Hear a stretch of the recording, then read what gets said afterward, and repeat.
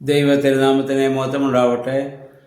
Bible reading പ്രോഗ്രാമിൽ സംബന്ധിക്കുന്ന ഏവർക്കും കർത്തൃനാമത്തിൽ സ്നേഹവന്ദനം. ആവർത്തന പുസ്തകത്തിൻ്റെ അവസാനത്തെ അധ്യായമായ 34-ാം അധ്യായമാണ് നമ്മളിന്ന് വായിക്കുന്നത്. 34-ാം അധ്യായത്തിൽ മോശയുടെ മരണത്തെക്കുറിച്ചാണ് നമ്മൾ വായിക്കുന്നത്.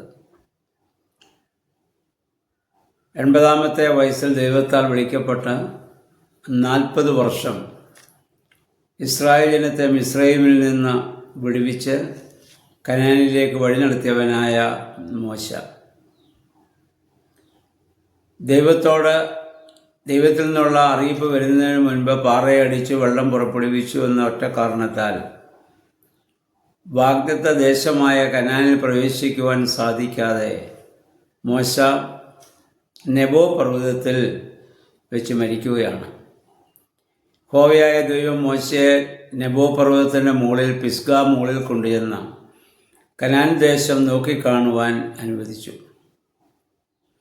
അവിടെ നിന്ന് മോശ ദേശം മുഴുവൻ നോക്കിക്കണ്ടു. ഓരോ ഗോത്രങ്ങൾക്ക് ലഭിക്കേണ്ടതായ ആ സ്ഥലം അദ്ദേഹം നോക്കിക്കണ്ട് സംതൃപ്തി അടയുകയാണ്. തനിക്ക് ആ നാട്ടിൽ പ്രവേശിക്കുവാൻ സാധിക്കുന്നില്ല. കാരണം ദൈവത്തോടുള്ള അവിശ്വസ്തത, അല്ലെങ്കിൽ ദൈവം പറയുന്നതിന് മുൻപ് ആ പ്രവൃത്തി ചെയ്തു എന്നുള്ളത് കൊണ്ട് ദൈവം മോശയ്ക്ക് ശിക്ഷ വിധിച്ചിരിക്കുകയാണ്.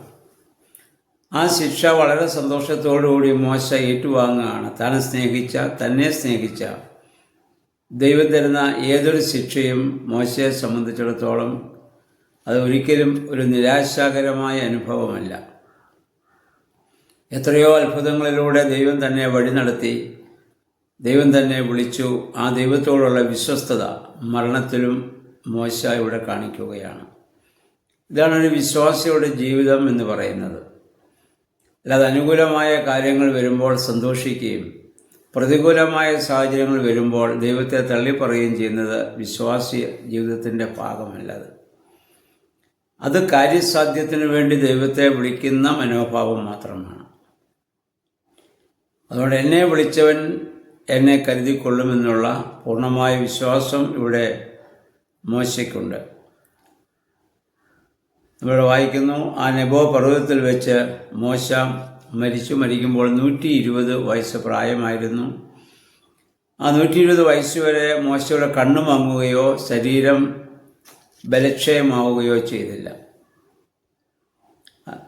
ഒരു വശത്ത് ഒരുപാട് പ്രതിസന്ധികളുണ്ട്, മറുവശത്ത് ദൈവം ശക്തമായ രീതിയിൽ മോശയെ വഴി നടത്തുന്നതായി നമ്മൾ കാണും. 120 വയസ്സിലും കണ്ണിന് നല്ല കാഴ്ച. മറ്റുള്ളവരാൽ നയിക്കപ്പെടേണ്ട അവസ്ഥ മോശയ്ക്കില്ല. അവൻ മറ്റുള്ളവരെ നയിക്കുന്നവനാണ്.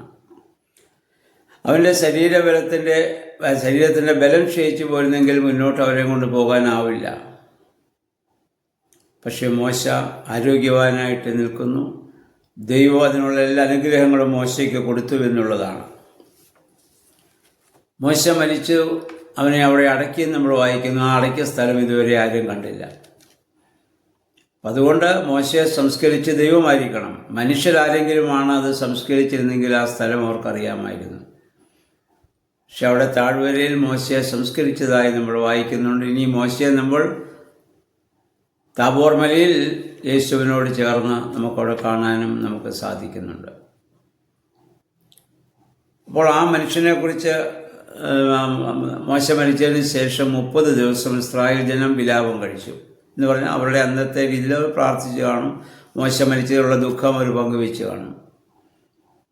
അതിനുശേഷം മോശ യഹോവയുടെ കൽപ്പന പ്രകാരം മോശ തലയിൽ കൈവച്ച അനുഗ്രഹിച്ചവനായ യോശുവ ഇസ്രായേൽ ജനത്തെ, നൂൻ്റെ മകനായ യോശുവ ഇസ്രായേൽ ജനത്തെ വഴി നടത്തുകയാണ്. ഇനി വാഗ്ദത്ത നാട്ടിൽ പ്രവേശിക്കുവാനുള്ള ഭാഗ്യം കിട്ടുന്നത് യോശുവയ്ക്കാണ്.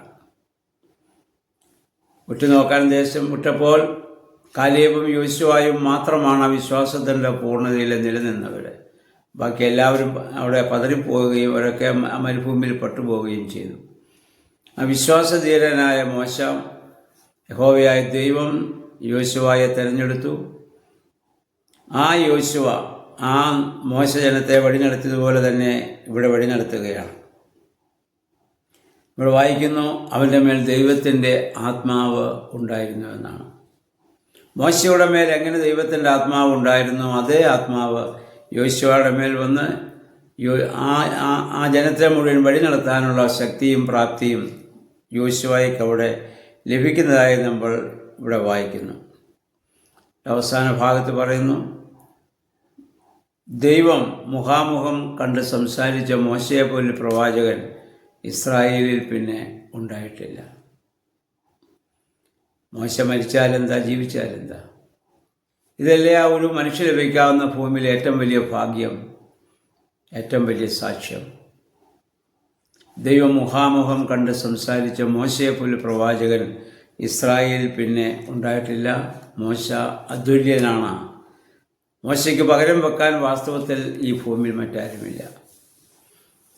ഒരുപാട് ജീവിത പ്രതിസന്ധി, ജനനം മുതൽ മോശയുടെ ചരിത്രം മുഴുവൻ നമ്മൾ മുമ്പ് വായിച്ചു.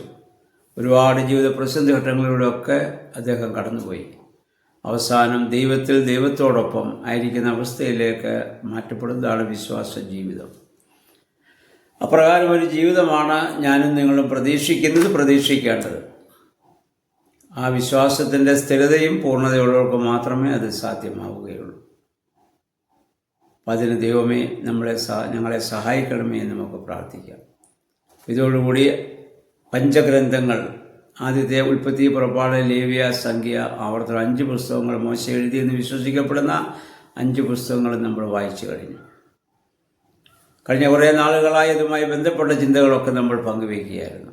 ഇനി നാളെ മുതൽ നമ്മൾ യോശുവയുടെ പുസ്തകത്തിലേക്ക് നമ്മൾ പ്രവേശിക്കുകയാണ്. അപ്പം അതിനുവേണ്ടി നമുക്കൊരുങ്ങാം. ദൈവം ഇത്രയും നാൾ നമ്മളെ വഴി നടത്തിയതുപോലെ ദൈവമേ പരിശുദ്ധാത്മാവേ, അടുത്ത പുസ്തകവും വായിക്കുവാനും ധ്യാനിക്കുവാനുമുള്ള കഴിവും ശക്തിയും ഞങ്ങൾക്ക് തന്ന് ഞങ്ങളെ ബലപ്പെടുത്തുകയും അനുഗ്രഹിക്കുകയും ചെയ്യണമേ എന്ന് നമുക്ക് പ്രാർത്ഥിക്കാം.